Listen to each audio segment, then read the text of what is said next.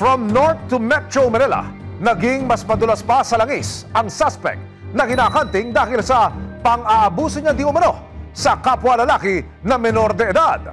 Hanggang sa Agosto nitong taon, may nakapagtip sa mga otoridad na nag-o-offer na raw ito ng home massage with extra service. Kuya, sorry, pero mukhang wala pong happy ending for today's video. Mga kasama, no? March 2024 nang magsimulang hanapin ng CIDG Detection and Special Operations Unit o CIDG DSOU ang suspect na si Jopet Bangkat alias Junjun sa bayan ng Mabalacat, Pampanga. Alamin din niyo yung area. Si Jopet, wanted sa kaso ng pang-aabuso sa isang menor de edad noong 2021. Ayon sa tip ng isang asset, dito raw nagtago ang suspect matapos ang insidente. Sa pag-asang mahuli si Jopet, March 3, 2024, kasama ang resibo, inikutan ng mga operatiba ang lugar. Alamin din niyo yung area. Maligaya Street ka. Yung Maligaya Street. Bit-bit ang mga litrato ni Jopet, ipinagtanong nila kung nakikita ba ang suspect sa kanilang lugar. Sir, ito, kung paano ito? Kasi nakasumblero eh. Ang ganyan siya yata. Pero may Oo, parang nga. Sinubukan ding hanapin ng mga operatiba si Jopet sa Angeles, Pampanga. Wala sila dito. Initiate retreat! Wala na rin ang suspect sa lugar. Mailap siya. So, kung tutusin kasi alam niya na meron na siyang warrant of arrest at alam niya rin na marami na siyang ginawang kalokohan.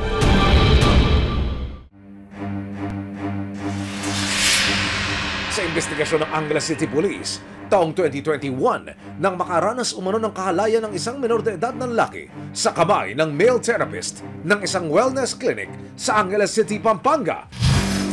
Ang panghihipo nauwi raw sa pangungot na nagdulot ng matinding trauma sa biktima na ngayon nasa 8 gulang na.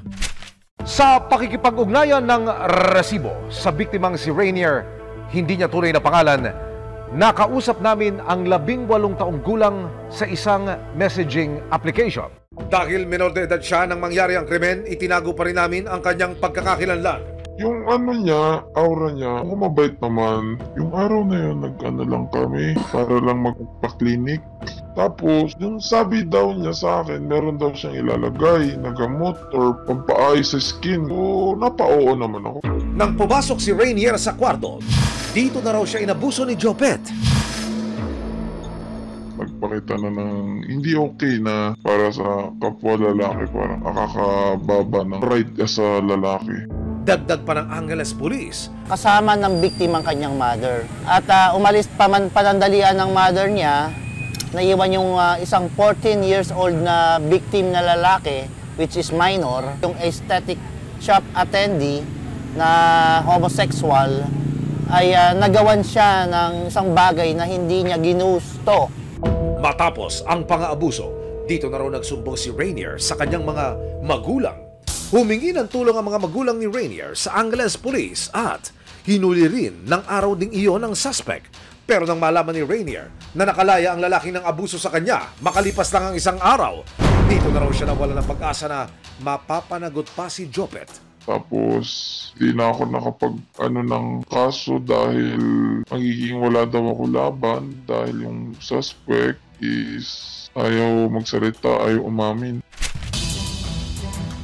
Pagkatapos na mailahad sa atin ng mismong biktima ang kanyang sinapit, agad tayo nakipag-ugnayan sa Detection and Special Operations Unit ng PNP CIDG para mapanagot sa batas ang akusado.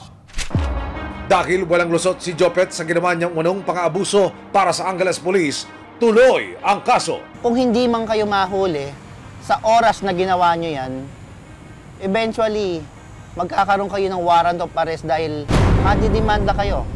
Ang tawag doon, regular filing. November 2, 2022, lumabas ang warrant of arrest para sa kasong acts of lasciviousness laban kay Jopet Bangkat. Dahil mailap sa mga otoridad, napabilang si Jopet sa top 10 municipal most wanted ng Mabalacat, Pampanga. Nag-deactivate na kasi siya ng, ng social media, ng contact numbers. Wala na kaming way para siya ay makuha. Pero nito lang August 7, 2025, muling lumitaw si Jopet sa isang messenger group. Ang kanyang bagong offer, hotel service massage with extra service? Instruction natin, imi-meet up niya yan nang malapit na dun sa area ng hotel na pagtatagpuan nila. Nang makumpirma ang booking ng asset sa subject, pumwesto na ang mga operatiba ng CIDG DSOU sa isang hotel sa Quezon City. Parang may masama ako na nararamdaman lang. 8% na lang daw yung battery niya. Mamaya kasunod niyan. Hindi nasisipot. Matapos ang 30 minuto, kumagat na rin si Jopet sa mga operatiba. Nakabook na siya. O sige, maglakad lang kayo. Maya-maya pa, the suspect, the therapist, has arrived. Pero, humirit pa si Jopet ng free lunch. Dami mo naman pong request, kuya! Nakapagaling mo. Bakit? Magkano dahil? Ikaw, magkano? Positive! Si Jopet na nga ang 3 taon ang hinahanap ng mga otoridad sa hudyat ng team leader ng CIDG DSOU. Launch Attack! Ipagtanggol ang api, iwag siyang Ba talaga?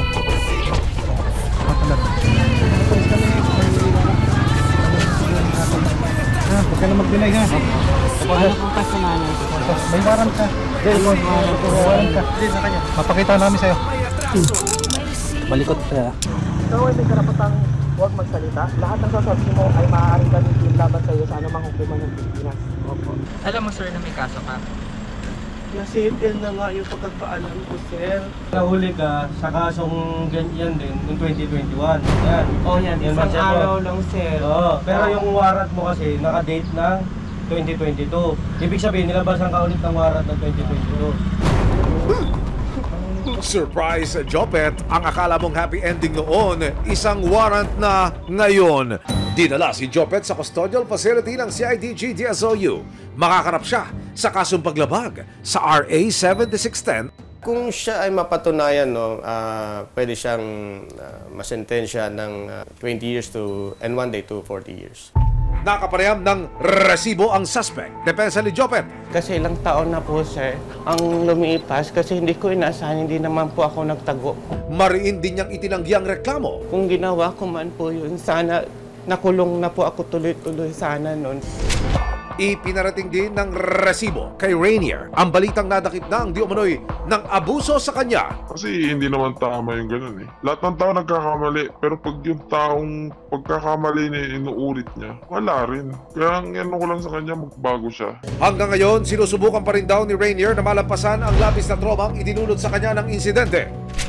Nito lamang August 12, 2025, inilapit ng resibo sa isang eksperto ang kanyang karanasan. Doktor, ano ho ang dapat gawin sa mga individual na nakaranas ho ng ganitong klase ng pang-aabuso? Yung trauma na nangyari sa kanila, kung hindi natin papansinin, hindi natin naagapan, might lead to post-traumatic stress disorder.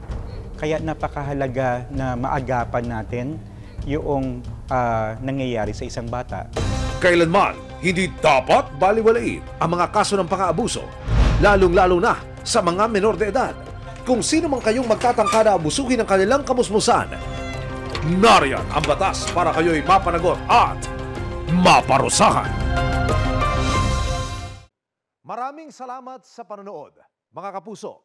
Para masundan ang mga reklamong nasolusyonan ng resibo, mag-subscribe lamang sa GMA Public Affairs YouTube channel.